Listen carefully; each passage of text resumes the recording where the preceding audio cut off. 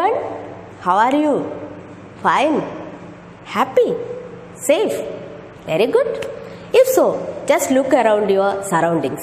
Are you able to study each and every organism one by one? Possible? No. Why? Because there are number of organisms in our surroundings. Then how is it possible? If we want to study the organism, how is it possible? There is a solution. Because organisms generally share some common features. So identify such organisms. Okay. And place them in a particular group. Let us study that group character. Problem can be solved. Okay. That type of arrangement of organisms into different groups or sets based on some similarities and differences is known as classification. Okay, it is classification. Today we will study about the different steps of classification, and the scientific system of classification is known as taxonomy. And there are different categories, and these categories are known as taxa. The word taxa. And this taxonomy, that means classification, not only consider the external and internal features, but also it considers the cell structure, its development, ecological relationship, everything it consider for classification. Okay, so now are you able to tell the different steps of classification? How can we classify? Which are the different process? First, we have to study the character of an organism. That is characterization. After that, identify that.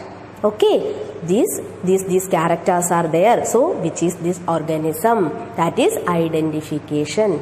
After identifying, classify. That is classification. Then naming, nomenclature. So, the different steps of taxonomy are characterization, then identification, then classification, then nomenclature. Clear? Now, the branch which deals with the diverse forms along with their interrelationship, that is known as systematics.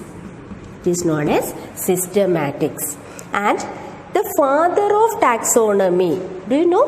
That is called Linnaeus,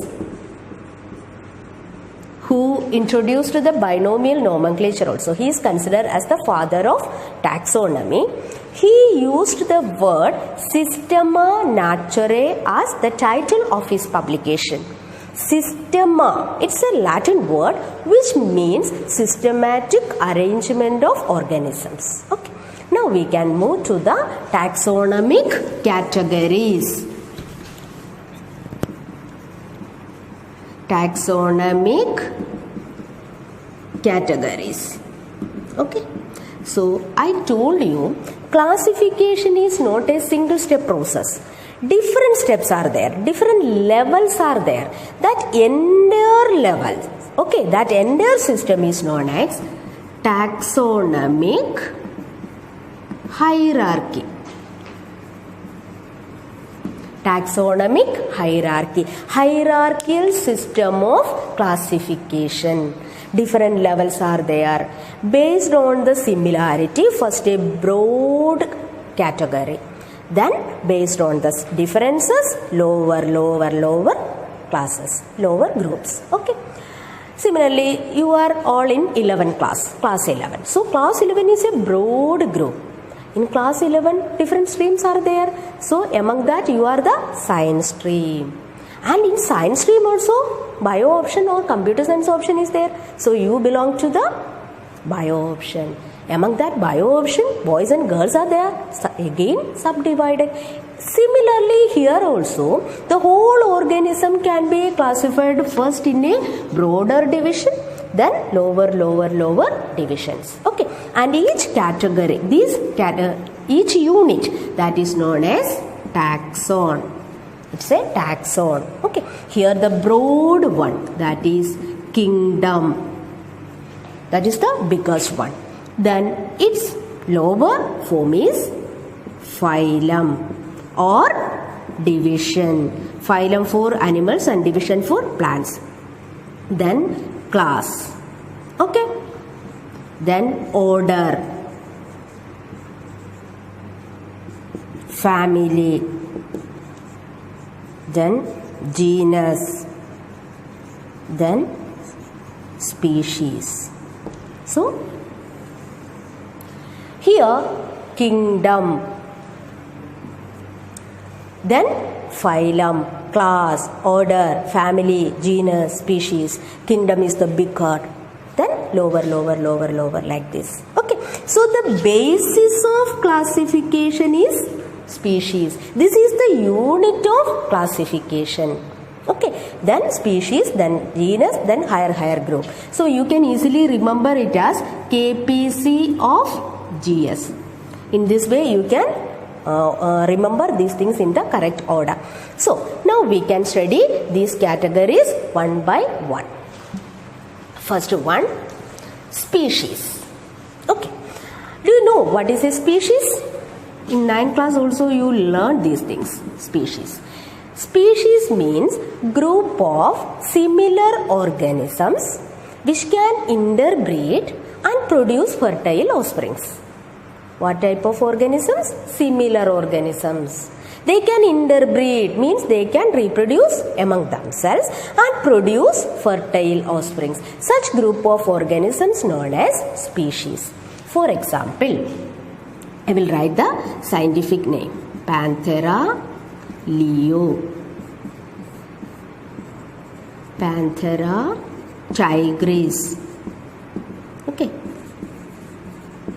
Solanum nigrum,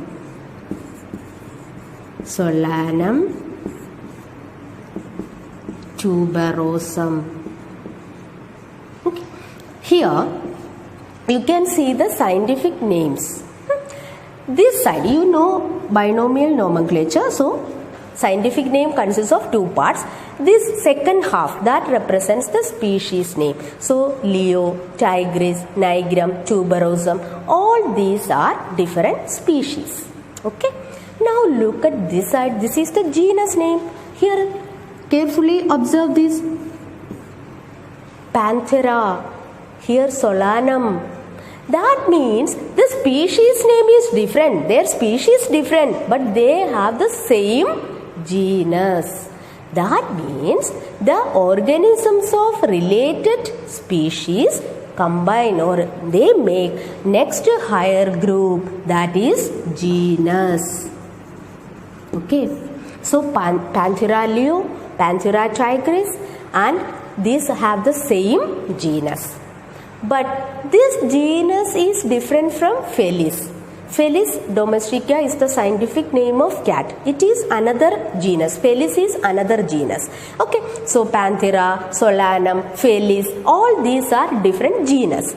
Now, here these related organism, related genus combine to form the next higher group, that is family. Next higher group is family. I told Felis, it is cat. Here Panthera leo, Panthera tigris. These tiger, lion, leopard and the cat, they all belong to the same family, that is Felidae. Just imagine that. Tiger, lion, the same family, our cat also belongs. Okay, Felidae. But this family is different from Canidae. Canidae includes the dogs and all. Okay. So then the related families combine to form next higher group. What is that? Order. Here the Felidae, that is the cat family or this family, tiger and lion. And the Canidae, that both included in the same order, that is Carnivora. Carnivora. They all belong to the same order. Now, this related order, individuals of related order unite to form the next higher group, that is known as the class. You know, we are primates. Man, monkey, apes, gorilla all comes under primates. Here cat, dog, lion, everything comes here. But we all belong to the same class, that is Mammalia. That means we have a relation with them. Okay, so we all belong to the same class, Mammalia. Now, the related individuals of the class join to form next higher group, that is phylum. We are mammals. You know, fishes, amphibians, reptiles, birds. These are different classes. These all classes belong to the same phylum, that is phylum Chordata. Phylum Chordata. We all belong to the same phylum. And the related phylum combine to form the highest, broader one, that is kingdom. Kingdom. Just tell me, in which kingdom we all include fishes, amphibia, reptiles, birds, mammals. We all animals belong to the same kingdom, that is kingdom Animalia, animal kingdom. All plants belong to the plant kingdom. That is the broader classification. Is it clear? In this way, the organisms are classified. So, in the higher group, in the higher group, less similarity is there. Here in the lower group, more similarity. That means when it is moving in the hierarchical step, when we are moving from species to kingdom, the similarities decreases. More similar individuals you can see here. But the similarities decreases when we are moving up in the taxonomical hierarchy. Okay, but nowadays more subdivisions are also used to classify.